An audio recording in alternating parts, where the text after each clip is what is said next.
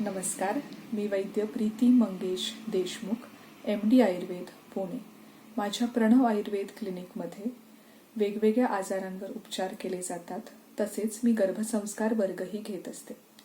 गर्भसंस्कार वर्गादरम्यान प्रत्येक महिन्याला 4 counselling sessions घेतले जातात.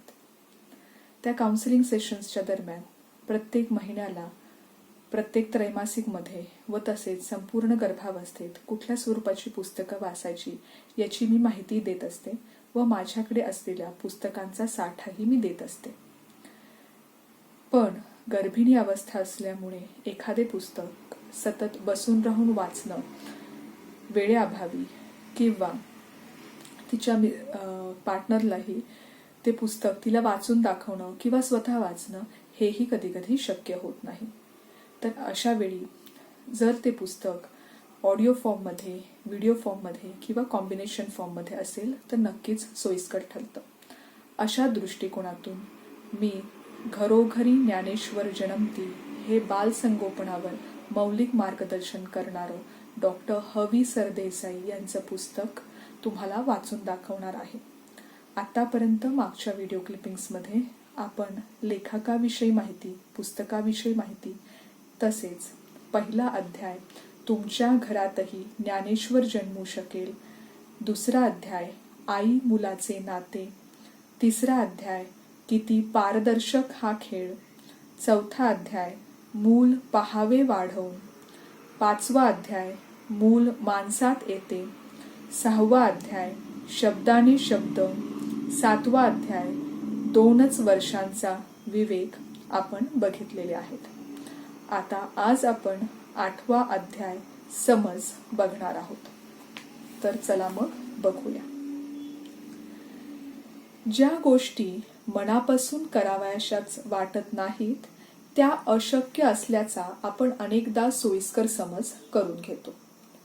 5 किंवा 6 वर्षांच्या बाळाला जुजबी का होईना लिहिता वाचता येईल, त्याची लहर लागेल, तेथवर तो आकडे मोजू शकेल, त्याला बेरीज म्हणजे काय हे समजेल, वजाबाकी म्हणजे काय ते कळेल, 4 लोकात कसे वागावे याची थोडीफार कल्पना असू शकेल. या गोष्टी गृहीत धरावयासच मातापित्यांची मने तयार असत नाहीत. त्या बहुतेकांचा युक्तिवाद काय तर त्या बालमनाला यातले एवढ्यात काय कळणार. आत्तापासूनच या सर्व गोष्टींचा ससेमिरा त्याच्या मागे कशा करता लावायचा. पहिले असे की त्याला काही कळत नसते, म्हणजे तसे उपजत ज्ञान नसले तरी ते जमेल ते जाणून घेण्याची धारणा बालमनामध्ये उपजतच असते. बालमन शिकवायला, अनुकरण करायला हपापलेले असते. ते चौकस असते. भोवतालच्या जगातल्या नव्या नव्या गोष्टी पाहताना, हाताळताना ते हर्ष निर्भर होऊन जाते. आपल्याला शूद्र वाटणाऱ्या कितीतरी गोष्टींनी त्याच्या मनाला अतीव आनंदाच्या उकळ्या फुटत असतात. आपण या आनंदावर विरजण घालतो. म्हणतो की शाळेत जायच्या वयाला तो शाळेत जाईल, बरोबरीच्या मुलांबरोबर शिकायचे ते शिकेल, घरीदारी बाळामागे शिकण्याचा काच नको. अर्थात बालमनाला कशाचाच काच वाटता कामा नये हे मान्य, पण हे असे असले शब्द फारच फसवे असतात. शिकण्याचा काच नको म्हणजे शिक्षणच नको, शाळेत जाण्यापूर्वीची काही तयारी नकोच असे होऊन बसते. परिणामी सारख्याच वयाची 2 मुले अगदी भिन्न अवस्थेत शाळेमध्ये येऊन दाखल होतात. एकाची कितीतरी पूर्वतयारी झालेली असते, दुसऱ्याचा सगळ्याचा आरंभ असतो. कल्पना करा की वर्गातल्या 5-25 मुलांपैकी जे मूल मुळातच चलाख, हुशार वाटेल, आनंदी, उत्साही वाटेल, त्याच्याकडे शिक्षक शिक्षिका आकर्षित होतील की जे मागासलेले आणि मागासलेपणापायीच हिरमुसलेले, घुमे आहे त्याच्याकडे आकर्षित होतील. शिकण्यातला आनंद घेण्याची सुद्धा प्राथमिक अवस्थेत सवय लावायची असते. त्याकरता वास्तव प्रशंसेचा आणि रास्त प्रलोभनांचा वापर करायचा असतो. 25 मुलांच्या मेळाव्यात या अतिशय महत्त्वाच्या शिक्षणशास्त्रीय तत्वांकडे बहुतेक प्रसंगी दुर्लक्ष घडते. जे मूल मागासलेले ते वर्गात खिडकीतून बाहेर पाहत राहते किंवा शिकण्या सवरण्याकडे लक्ष द्यायच्या ऐवजी काहीतरी दुसरे चाळे करीत राहते. म्हणजे त्याचे मागासलेपणा त्याला अधिक मागासलेले बनवते. हा असा मागासलेपणाचा अडाणीपणाचा शिक्का एकदा बसला म्हणजे पुढच्या आयुष्यात तो सहसा निघत नाही.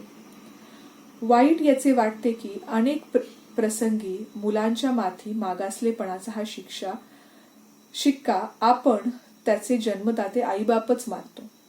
कारण कोणतेही मूल असे जन्मतःच मागासलेले असत नाही. हातीपायी धड असलेले मूल सगळी सारखीच असतात. निसर्गाने त्यांना काही एक कमी दिलेले नसते. ब्रह्मदेवाने अक्कल वाटली तेव्हा अमका तमका गैरहजर होता किंवा हाती चाळण घेऊन गेला होता असे म्हणण्याचा प्रघात आहे, पण तो सर्वथा अज्ञानमूलक आहे. ब्रह्मदेव सर्वज्ञ म्हटल्यानंतर तो कसा पक्षपात करील आणि का करील? हजर नसलेल्याच्या नावाचा पुकारा करावा आणि ज्याने कोणी प्राथमिक बुद्धिमान समारंभाच्या वेळी चुकून चाळण आणली असेल त्याच्या हातून आवर्जून दुसरे बिनगळके पात्र द्यावे, एवढा साधा समज त्या बुद्धिदात्याला नसेल तर तो बुद्धिदाता ब्रह्मदेवच नव्हे. ब्रह्मदेव पक्षपात करीत नाही. आपल्याकडूनच त्या अजाण बालकाच्या बाबतीत प्रयत्नांची कसूर केली गेली असेल, आपण त्याला शैक्षणिक यशाची चटक लावित नाही. आपण त्याला बुद्धिमंद बनवतो. तो बुद्धिमंद असे एकदा ठरल्यानंतर शिक्षकांचे त्याच्याकडे दुर्लक्ष घडते. त्या दुर्लक्षापायी त्याचे लादलेले बुद्धिमांद्य वाढत जाते. त्याच्या उलट त्याच्या बाबतीत हौसेने प्रयत्न घडतात. ती मुले शाळेत घरीदारी प्रिय होतात. केवळ ती शिकतात, अधिक संस्कारक्षम वाटतात म्हणून त्यांना अधिकाधिक शिकवण्याची अहमहिका सुरू होते. बारकाईने पाहिले तर प्रत्येक ठिकाणी बुद्धिमान आणि बुद्धिमंद असे 2 वर्ग आढळतात. त्या दोहोतील फरक एवढाच की एकाच्या बाबतीत जागरूक प्रयत्न घडलेले असतात, दुसरा तशा प्रयत्नांच्या बाबतीत विन्मुख राहिलेला असतो. ज्या देशात बुद्धिमत्तेचे हे महत्त्व मातापित्यांना पटले आहे तेथे 1-2 नव्हे अक्षरशः हजारोंनी शाळेत जाण्यापूर्वी पूर्वतयारी घेतलेली मुले सापडतात. यावर एक आक्षेप असा की ज्या घरात असे प्रयत्न घडण्याजोगी सांस्कृतिक सुबुद्ध वातावरणच नाही त्यांचे काय? ती घरे म्हणजे केवळ तेथे वाढणाऱ्या मुलांचेच नव्हे तर या देशाचेही दुर्दैव आहे. पण तेथे तसे वातावरण आहे अशा सर्वथा संपन्न घरातून जेव्हा केवळ आळस किंवा अनास्था या दोषांपायी मुलांची पूर्वतयारी घडत नाही त्यांचे काय? अशा घरात मुलांचे शारीरिक लाड होतात, शरीर संवर्धन चांगले होते, पण बुद्धी संवर्धनाकडे दुर्लक्ष होते. ज्यांना सहज शक्य आहे त्यांनी तरी आपल्याच अपत्याच्या वाढीकडे का लक्ष पुरवू नये? पुन्हा पुन्हा सांगावेसे वाटते की हा पहिला 6 वर्षांचा काळ बालकांच्या दृष्टीने अतिशय महत्वाचा, अत्यंत महत्वाचा असतो. तो एकदा गमावला की आयुष्यात तो परत हाती लागत नाही. हाच काळ असा असतो की ज्यावेळी बाळाच्या मनाचा कल आपोआपच पाहिला जातो. कशात तरी त्याची गती असतेच. मातापित्यांना ती समजते. त्या दृष्टीने त्याची बुद्धी विकसित होत जाते. कारण तिचा वापर या बुद्धी संवर्धनाच्या बाबतीत एकाच नाण्याच्या 2 बाजू आहेत असं म्हणावयास हरकत नाही. त्या दृष्टीने या पहिल्या 6 वर्षात काय शिकवायचे याचा आखीव रेखीव अभ्यासक्रम असत नाही हेच उत्तम. कारण पुढे सगळे शिक्षण प्रत्यक्ष अप्रत्यक्षपणे एका ठराविक चाकोरीतूनच घडते. पहिल्या 6 वर्षात भर द्यायचा तो नवे नवे शिकण्याच्या आनंदावर.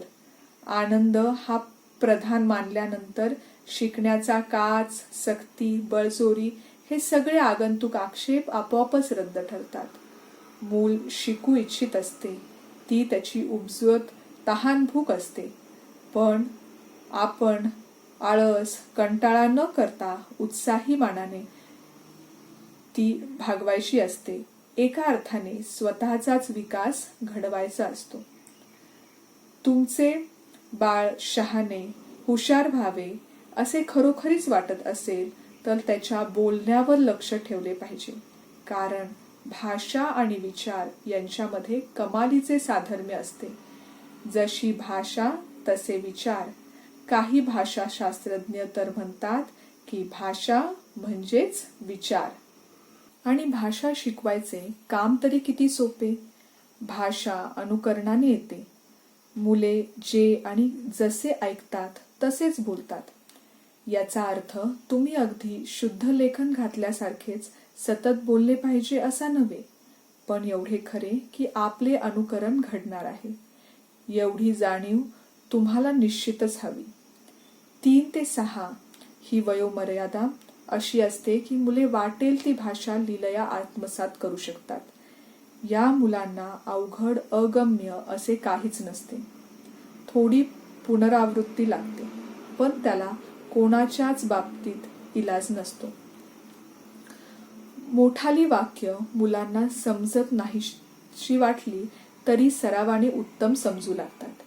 भाषेमधली मोड, भाषेतले खास गर्भितार्थ त्यांना उत्तम उमगतात. मुले स्वतः कितीशी शब्दसंपत्ती वापरतात यावरून त्यांचे भाषा ज्ञान कधीच जोखता कामा नये. शब्द वापरता न आले तरी त्यांना ते छान समजतात. तसेच पाहायचे झाले तर मोठी माणसे तरी ज्ञात असलेले शब्द प्रत्यक्षात कितीशा प्रमाणात वापरतात. भाषा समृद्ध करणे हाही अखेर एक प्रयोग आहे, छंद आहे. विशेष म्हणजे एक अतीव उपकारक छंद आहे. मुलांना अर्थ न समजणारे शब्द सुद्धा जिभेवर घोळवायला आवडतात. वेगवेगळ्या विलायती फुलांची, गावांची नावे त्यांना सांगून पहा. घरात गाडी असेल तर त्या यंत्रणाची नावे त्यांना ऐकवा. पहा त्यांचे डोळे कसे आनंदाने चमकतात ते. हे सर्व करीत असताना एक पथ्य मात्र मोठ्या कटाक्षाने पाळायला हवे. भाषेचा वापर करायला शिकणाऱ्या लेकराची कधी चेष्टा किंवा उपहास नाही करायचा. उदाहरणार्थ, चिरंजीव स्वयंपाकघरातून बाहेर येतात आणि मोडकी तोडकी प्रौढी किंवा तक्रार ऐकवतात. त्यावर अरे वा, आज तुम्ही आईंना भाजी निवडायला मदत केलीत का? किंवा थांबा आम्ही मदत करतो तुम्हाला पाणी घालायला. असे काही ऐकले तर बाळाच्या ध्यानात तो वाक्प्रचार अचूक कायमचा राहतो. त्याच्या उलट त्यांना वेडवल्यासारखे केलेत, अपमानित केलेत तर त्यांच्या विचारात खंडच पडतो. पाठोपाठ भाषाही घसरते, खंडित होते. बोलताना चाचरणे, अडखळणे हे स्वाभाविक असते, कारण मुलाच्या मेंदूमधली ती यंत्रणा कार्यक्षम होत असते. ते काम अपूर्ण अवस्थेत असते. विचार पुढे धावत असतात आणि शब्दांनी त्यांना गाठवायचे असते. डावखोऱ्या मुलाच्या उजव्या बाजूचा मेंदू भाषा उच्चारावर नियंत्रण ठेवतो, तर उजवा हात वापरणाऱ्या मुलाचा डावा मेंदू काम करतो. हे सुविद्य पालकांना आज माहिती आहे. पण या ज्ञानाचा उत्तरार्थ असा की हाताचे हे डावे उजवे निश्चित होईतो सगळ्याच मुलांचे चाचरणे, अडखळणे चालू राहते. शास्त्र सांगते की मुलाच्या अशा डावखुरेपणाचा किंवा बोबडे बोलण्याचा, चाचरण्याचा फारसा बाऊ करू नये. मुलाला त्याची जाणीव असतेच.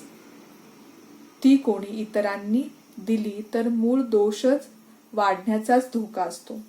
उत्तम उपाय म्हणजे त्याचे बोलणे काळजीपूर्वक ऐकणे.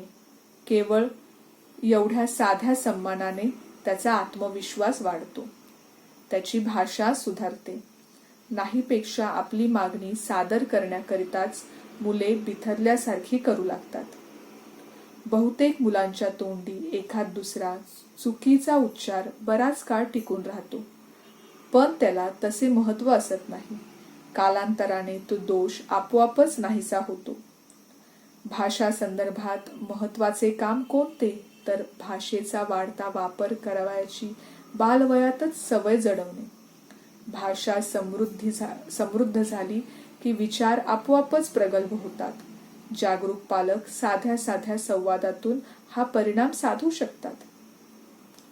माझे एवढे तांदूळ निवडून होईपर्यंत थांबलास तर मग जायचं तुळशीबागेत, का आपलं पेशवे पार्कमध्ये मोर पाहायला जायचं रे.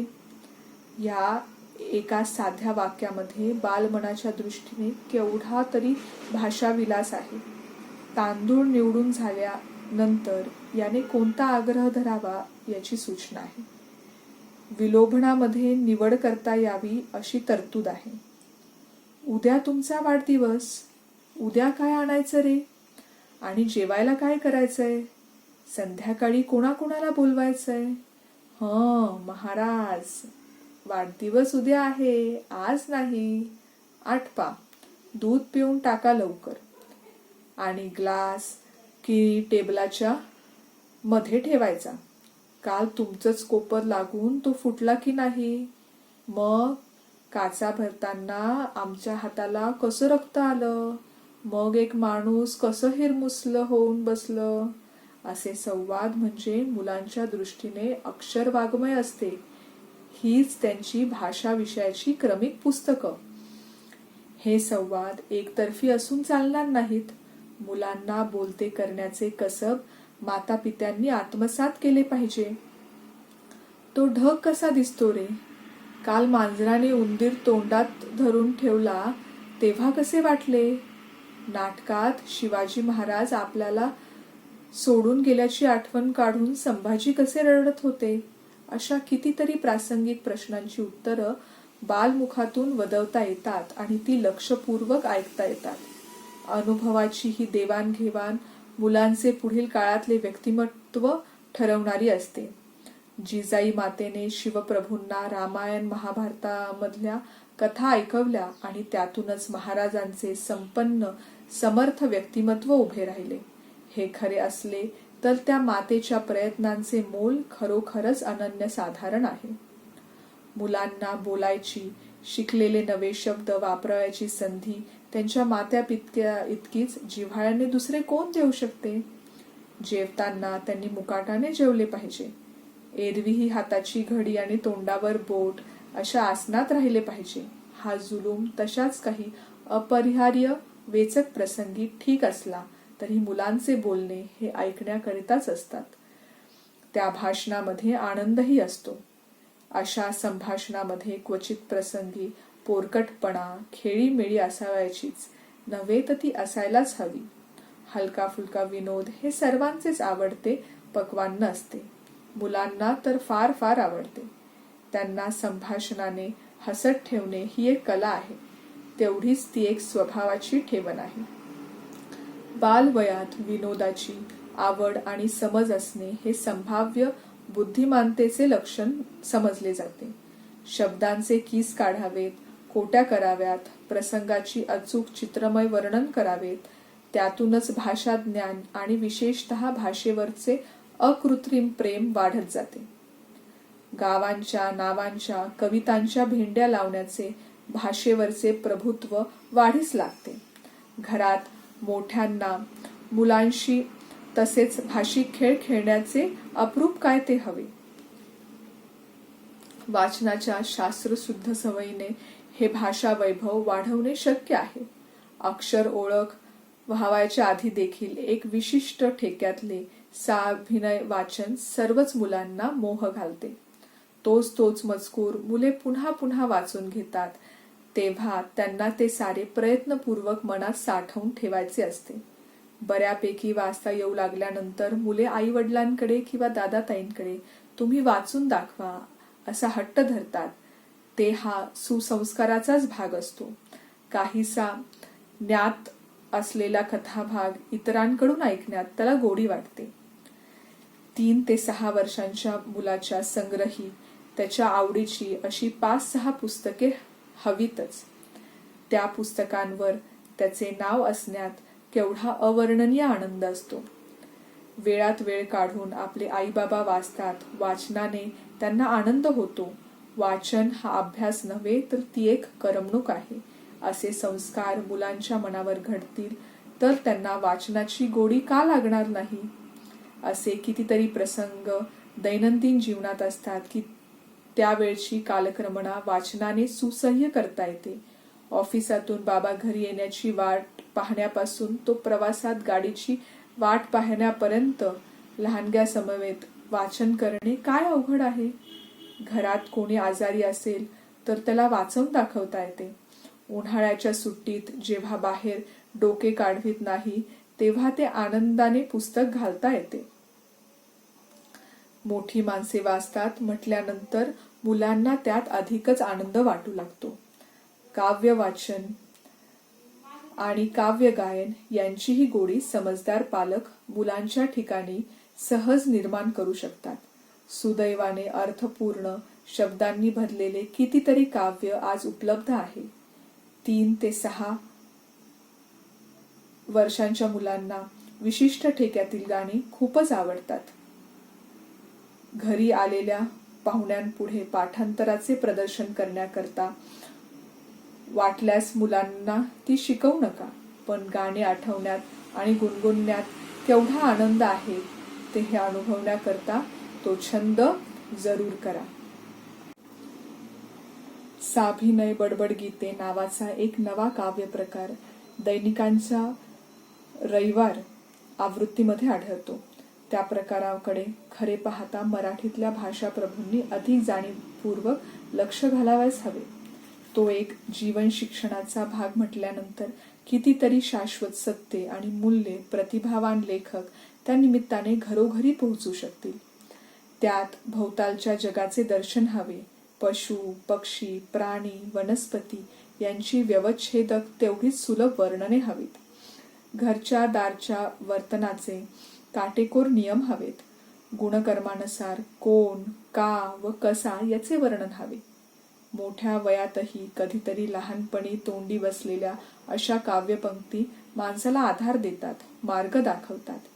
या काळात घडलेले संस्कार वज्रलेप असतात. या वयात मनाची पाटी जेवढी कोरी तेवढीच तीवर काहीतरी कोरले जावे अशा करता ती आतुर असते. त्या कोऱ्या पाटीचे प्रज्ञावंतांना आव्हान पोचू नये, आकर्षण वाटू नये याचे आश्चर्यच वाटते. जरा अगोचरपणाचे वाटेल, पण मातृभाषेवर मगाशी वर्णिल्याप्रमाणे प्रभुत्व मिळवत असतानाच मुलाला आणखी एक जोडभाषा शिकवण्याचे वय हेच. मग ती राष्ट्रभाषा हिंदी असो की जागतिक स्वरूपाची इंग्रजी असो. या वयात अशी जोडभाषा जेवढी चटकन आत्मसात होते तेवढी ती नंतर होत नाही. घरातल्याच कोणापाशी तसे भाषा प्रभुत्व असेल तर उत्तम. अशी व्यक्ती दिवसाच्या ठराविक वेळ मुलाशी त्या भाषेत मामूली संवाद करत राहिली तरी पुरे होते. घरात कोणी तसे नसेल तर शेजारी पाजारी शोधता येते. तेही अशक्य असेल तर दूरस्थ परंतु पारभाषिक मित्रांकडे आठवड्यातून निदान 2दा मुलांना पाठवण्याचा परिपाठ ठेवता आल्याचा पाहावा. केवळ ते शब्द कानावर पडल्याने मुलांच्या मेंदूत ते या वयात पक्के बसतात. नंतर अशा भाषेचे शिक्षण म्हणजे एक सायास होऊन राहतो.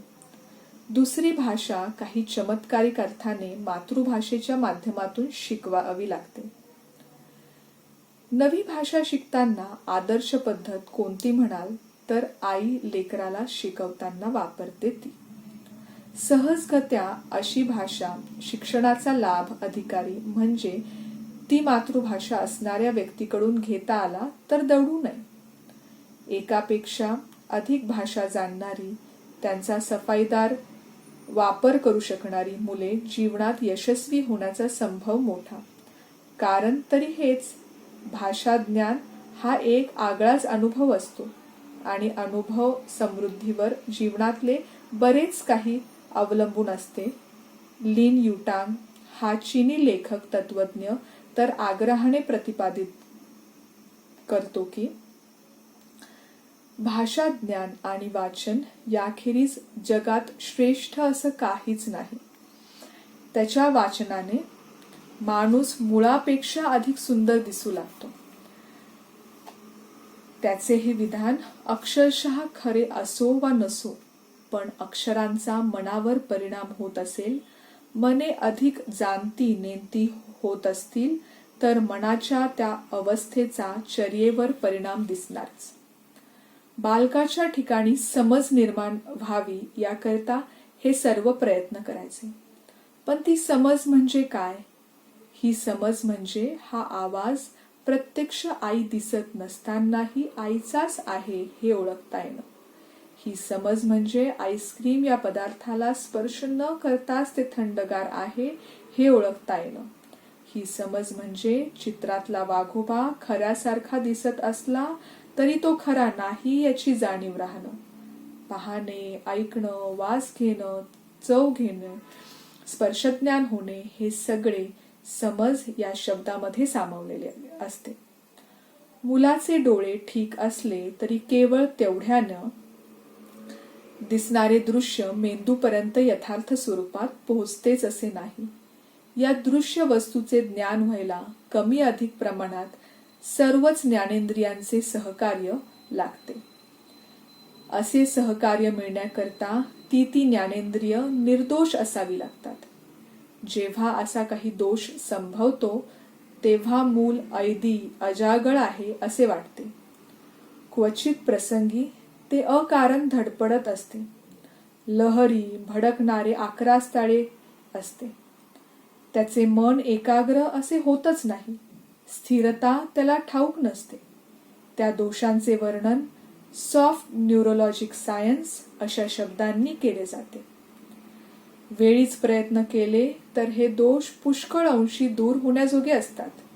या दोषांपायी मूल एकदा का मागासलेले राहिले, विशेष म्हणजे तशा या अपेक्षीपणाशी भावनिक गुंतागुंत झाली म्हणजे त्या मुलानेच हाय घेतली म्हणजे मात्र सर्व उपाय खुंटल्यासारखे असतात.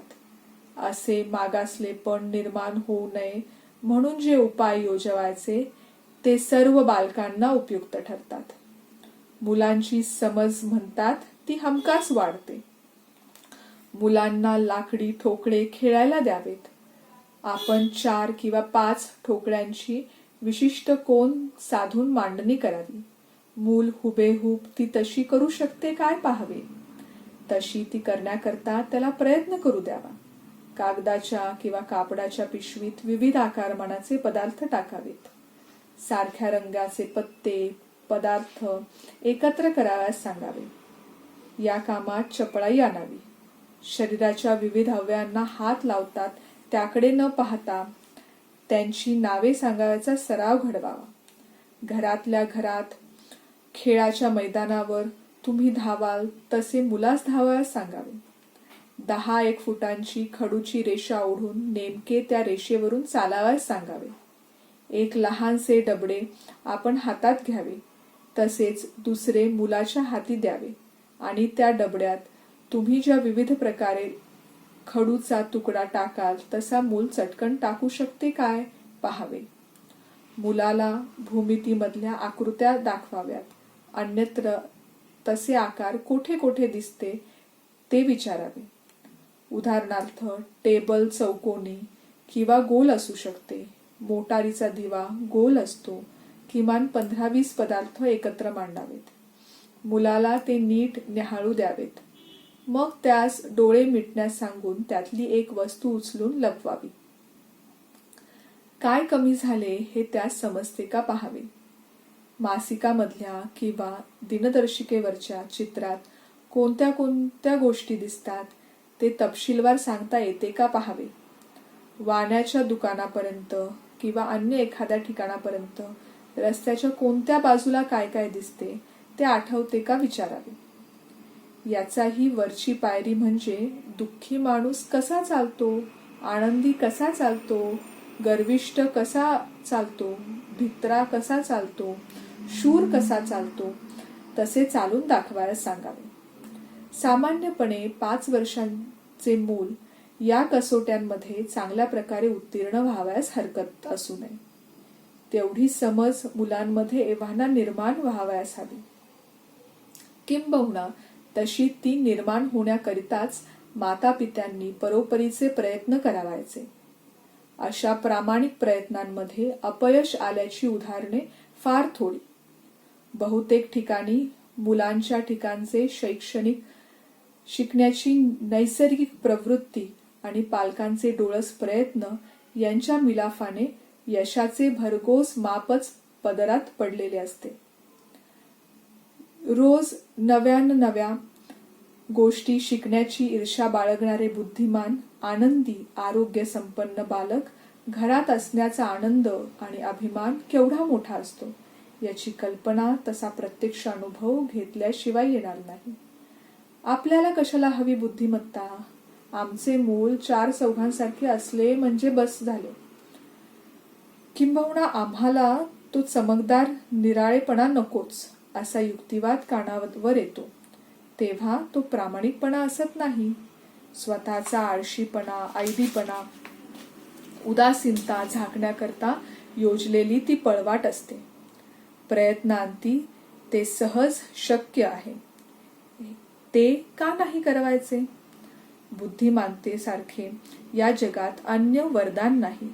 घरातले उपकारक वातावरण आणि शिकवणाऱ्यांची चिकाटी एवढ्या भांडवलावर त्या बुद्धिमानतेची इमारत खरोखरच उभारता येते. तर जन्माला घातलेल्या आपल्याच रक्तमांसाच्या त्या जीवावर अन्याय का करायचा? राजवाड्यात वास्तव्य करण्याचे मार्ग खुले असताना झोपडपट्टीत राहण्याचा कर्मदरिद्रीपणा कशा करता करायचा? तर आता इथे समज नावाचा 8वा अध्याय वाचून झालेला आहे. धन्यवाद.